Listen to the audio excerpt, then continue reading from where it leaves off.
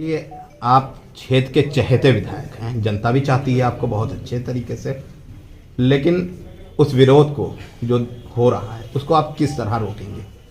देखिए, विरोध कोई है ही नहीं, किंतु तो चंद लोग अपना विरोध करते हैं। वो हमारे पार्टी के ना कभी थे ना कभी हैं, और जो सियार की खाल ओढ़ करके टहल रहे हैं। ये चुनाव मोदी जी का है, ना साकेत मिश्रा का है, ना रामचरण पांडे का है। जनता पूरी मन बना चुकी है। जिसको मुंह की बदनामी लेना हो वो ले ले, लेकिन जनता पूरी मन बना चुकी है और इतने वोटों से इस बार जिता करके भेजेगी कि ये लोग दोबारा सोच नहीं पाएंगे चुनाव लड़ने की बात। और ये देश का चुनाव है, ये पूरे देश के भविष्य का चुनाव है। जिस तरीके से हमारे प्रधानमंत्री जी ने, ओहो क्या बात है, मैं तो आपको 7 साल 8 साल पहले से नारा देता था, मेरे सपनों का श्रावस्ती, ये मेरा स्लोगन था। आपके यूट्यूब पर भी पड़ा होगा, उसमें प्रमुख मुद्दे थे। अभी जो आपने बात बताया आज उड़ान, जिस तरीके से मैं धन्यवाद देना चाहूंगा मुख्यमंत्री जी को, प्रधानमंत्री जी को, कि रीजनल कनेक्टिविटी में लेकर के, और जिस तरीके से आज उड़ान का शुरुआत हुआ है। अब हमारा निवेशक भी आएगा, पर्यटक भी आएगा, हमारे श्रावस्ती को बहुत बड़ा बढ़ावा मिलने जा रहा है। श्रावस्ती का जवान अब दिल्ली और बंबई नहीं जाएगा और ना पंजाब जाएगा। आप देखिएगा आने वाले दिनों में वो अपने श्रावस्ती में रोजगार करेगा, स्वरोजगार करेगा। और जो भी बाढ़ की आप बात बता रहे थे, इतना बड़ा प्रोजेक्ट, देश आजादी से मांग चल रही थी, सिसवारा घाट पे पुल बन रहा है। आप देख सकते हैं 40-45 गांव पूरे बरसात भर ब्लॉक, तहसील और जिले की कनेक्टिविटी से अलग हो जाते थे, और उस पुल बन जाने से अब सिसवारा क्षेत्र का आदमी 10 मिनट में भिनगा और 10 मिनट में गिलौला की दूरी तय करने जा रहा है। अब सीधी बस सेवाएं, अभी जो बस वाली बात बताई, हमारे परिवहन मंत्री जी ने एमडी को मैंने पत्र दिया और सीधे निर्देश कर दिया कि 15 दिन में इसका प्रस्ताव बना करके भेजा जाए, और शीघ्र ही डिपो बनेगा। और जब भिनगा से बस सीधे सिसवारा घाट होते हुए गिलौला से हुजूरपुर निकलेगी, हमारे उस क्षेत्र का जवान, उस क्षेत्र का किसान, उस क्षेत्र का व्यवसायी अपने दरवाजे के सामने बस पर के बैठ करके और वो सीधे लखनऊ की दूरी तय करेगा। इससे बड़ा विकास और कुछ नहीं हो सकता है। और जितने लोगों को अपनी पीठ थपथपानी है वो थपथपा ले, प्री प्लान है। ये प्री प्लान से कुछ नहीं होने वाला है। मैंने बराबर कह रहा हूं कि जो ये प्री प्लान लोग कर रहे हैं, पार्टी ने जिसको टिकट दिया, और मैं ये भी जानता हूं ये चुनाव भी जीतेंगे और भारत सरकार से मंत्री भी बनकर के आएंगे और श्रावस्ती का विकास होगा। निश्चित रूप से मैं वादा के साथ कह सका हूं। और जहां पे आज भगवान बुद्ध की तपोस्थली है, मैं इस स्थली पर बैठा हुआ हूं। भगवान बुद्ध इसके साक्षी हैं, और भगवान बुद्ध की और भगवान लोग की बहुत बड़ी कृपा है कि जो ऐसे प्रत्याशी को घोषित करके श्रावस्ती नहीं पूरे उत्तर प्रदेश और देश के सर्वांगीण विकास के लिए चयनित किया है। ईश्वरीय माया है। अगर किसी जनरल आदमी को बना दिया जाता मात्र पार्लियामेंट मेंबर हो करके और वो चला जाता अपना घूमता, कम से कम ऐसे कद्दावर आदमी है, ऐसे अनुभवी आदमी है जिनका परिवार आज भी प्रधानमंत्री जी से जुड़ा हुआ है, किसी चीज को लाने में, किसी चीज को करने में कोई देर नहीं होगी। इनको अपने आप में शर्म खाते हुए श्रावस्ती के विकास के लिए जब वे केंद्रीय मंत्री बन जाएंगे तो सारी योजनाओं को धरातल पर श्रावस्ती और बलरामपुर में उतारेंगे, और हमारे श्रावस्ती का नौजवान पूरी तरीके से शोभायमान होगा। नमस्कार। क्या है तो उस भरोसे को कितना कायम रखने के लिए आप कितनी मेहनत करेंगे, और फील्ड में क्या आपको मिल रहा है देखने? तो श्रावस्ती में मैं तो कहूँगा पार्टी तब भरोसा करती है जब जनता भरोसा करती है। और पिछले 7-8 साल से हम लोग, मैं और ये मेरे अकेले पर विश्वास नहीं है, विश्वास हम लोग की जो हम सभी साथी लोग हैं जो लगातार काम कर रहे हैं श्रावस्ती में, उनके ऊपर है। तो मेहनत तो जारी करनी, इस पार्टी में मेहनत के बिना हम लोग की सांस नहीं होती है। श्रावस्ती में मेहनत करना थोड़ा ज़्यादा आसान है, क्योंकि यहाँ पे तो दिखते हैं कहाँ कहाँ पे गैप हैं हमारे विकास में, तो उन गैपों को भरना है धीरे धीरे, जिससे कि यहाँ पे लोगों के जीवन में समृद्धि आए, जीवन में सुधार आए। उसके 8 साल से काम कर रहा हूँ, करता रहूँगा।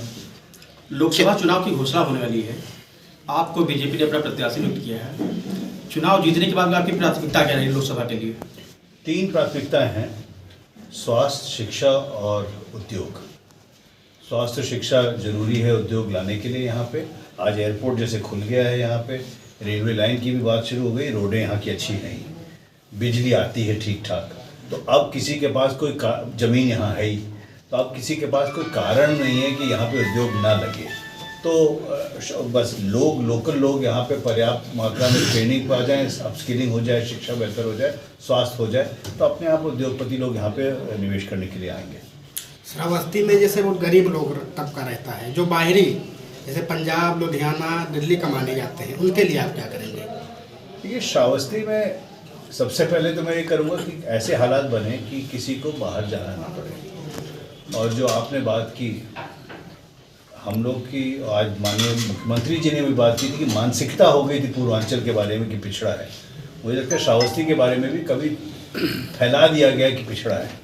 आखिर यही लोग जाकर के, हमारे ही भाई बंधु जाकर के अगर पंजाब में खेती कर सकते हैं, फैक्ट्रियाँ चलती हैं बम्बई के हम लोग के कंधों पर, दिल्ली की फैक्ट्रियाँ चलती हैं हम लोग के कंधों पर, दिल्ली के मंदिर चलते हैं हम लोग के कंधों पर, तो हुनर हम लोग में है, परिश्रम करने की क्षमता हम लोग पे है। तो अब हम लोग को हालात देने हैं, अवसर पैदा करने, जिससे लोग यहाँ पे रह करके काम कर सकें। बाहर जाना कोई ख़राब बात नहीं, क्योंकि आदमी बाहर जाता है तो हमेशा सीखता है। मैं गया हूँ अलग अलग जगह पे, ठोकर खा करके मैंने भी नौकरियाँ की हैं, परिवार से अलग रहा हूँ, उससे सीखने को मिलता है। पर कम से कम ये हालात होने चाहिए कि लोगों को अगर यहाँ पे काम करना है और सरकार से बाहर उद्योग में रह करके कुछ छोटे मोटे विश्वकर्मा स्कीम के अंतर्गत और इस तरह के अपने स्व रोजगार के अवसर प्राप्त बनाने हैं यहाँ पे। क्या लग रहा है कुछ चुनौतियां भी आपके सामने खड़ी हो रही हैं, उससे कैसे निपटेंगे? किस तरह की चुनौतियाँ? जो कुछ विरोध हो रहा है उसमें देखिए,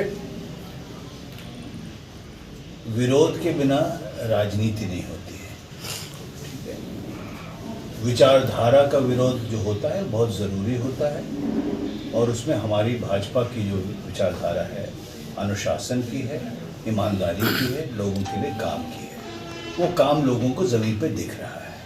मैं यहाँ पे कोई अपना व्यक्तिगत रूप से तो इलेक्शन लड़ नहीं रहा हूँ, मोदी जी के लिए लड़ रहा हूँ, योगी जी के लिए लड़ रहा हूँ, और हम लोग के जो साथी हैं, हम लोग सब लोग साथ लड़ रहे हैं। इसीलिए मैंने आज जानबूझ के भाई साहब ने कहा कि सबको साथ में बोलना चाहिए, क्योंकि कभी भी एक आदमी कुछ नहीं करता है, पूरी टीम करती है। विचारधारा का किसी का विरोध है तो विरोध हम सब का है, मोदी जी का विरोध है, योगी जी का विरोध है। व्यक्तिगत मैं इसमें विश्वास ही नहीं करता हूँ। 7 सालों से आप लगातार ज़मीनी स्तर पर यहाँ मेहनत कर रहे हैं, तो जैसे बीजेपी का एक साथ मिल रहा है आपको, अब वो आपको ऐसे इलेक्शन रिजल्ट जिस दिन निकलेगा उस दिन पता चलेगा, पर पूरी तरह से।